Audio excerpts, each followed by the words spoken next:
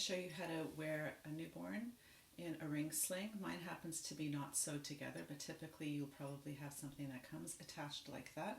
Mine has a short end that's going to be up against my shoulder. So we start like that. We want the rings to be up nice and high, and then you grab the tail.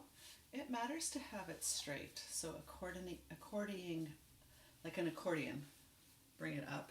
You're going to go up through the bottom of both rings, split those rings in half, and come down through the bottom ring only. Now when you tighten this way, you lose slack, and see here it's very tight. It's not going anywhere. If you need to loosen it, you have to actually pull that top ring up to loosen like that. See, just like those belts from the 90s. And if this is accordioned nice and straight, it means that if you pull from the top, we're pulling this top part. If you pull from the bottom, you're pulling this bottom part. Okay, so I'm ready to put my newborn in. She has been waiting so quietly and patiently, safely on a surface to the side. I'm going to bring her up to my shoulder. Now, a newborn baby, they still sometimes like their legs kind of frog laid up. You don't have to if the baby likes the legs down. We can keep the legs down. The important part is that the legs create an M.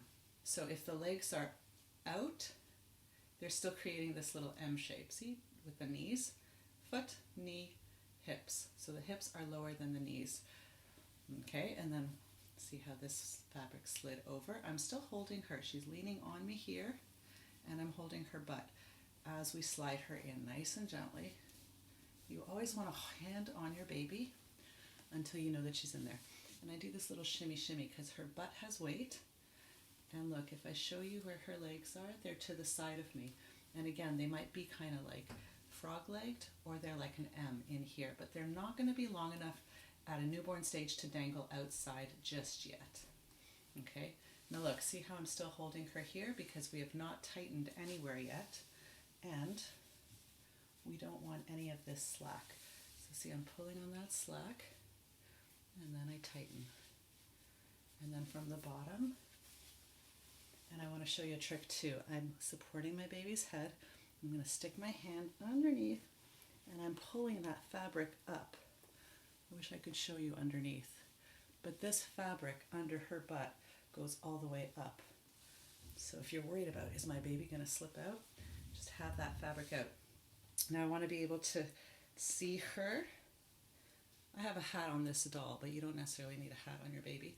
But I want to see that she has an airway. And again, see, I'm still holding her. She's mostly supported here in the sling, but I still want to catch any of this loose fabric and give it a tightening so that by the time I let go, she is nice and firm in here. And I can see her face. I can kiss the top of her head. Her feet are nice and comfortable in here. And I am set.